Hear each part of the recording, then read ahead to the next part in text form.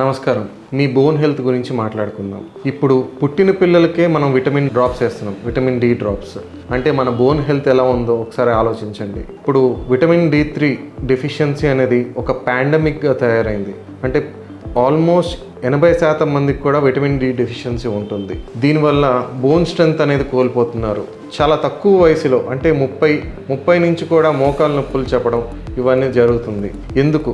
Vitamin D deficiency వల్ల మన బోన్లో కాల్షియం అనేది తగ్గుతుంది. ఆ కాల్షియం తగ్గడం వల్ల మన మోకాళ్ళు స్ట్రెస్ తట్టుకోలేకపోతున్నాయి. దానివల్లే మోకాలు నొప్పులు, మోకాళ్ళ అరుగుదల అనేది చాలా త్వరగా వస్తుంది. సో దీని నుంచి దూరంగా ఉండాలంటే విటమిన్ డి ప్రాపర్గా వేసుకోవాలి.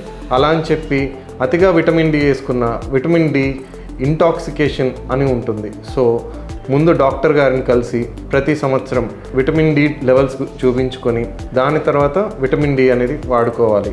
60 దాటిన మగవాళ్ళు కానీ పీరియడ్స్ అయిపోయిన ఆడవాళ్ళు కానీ కాల్షియం అనేది ఖచ్చితంగా వాడాలి. అవి వాడితేనే వాళ్ళ ఎముక శక్తి అనేది కరెక్ట్గా ఉంటుంది, వాళ్ళ బరువును మోయగలుగుతుంది, ఫ్రాక్చర్స్ అన్నీ దూరంగా ఉంటాయి. గుర్తుపెట్టుకోండి.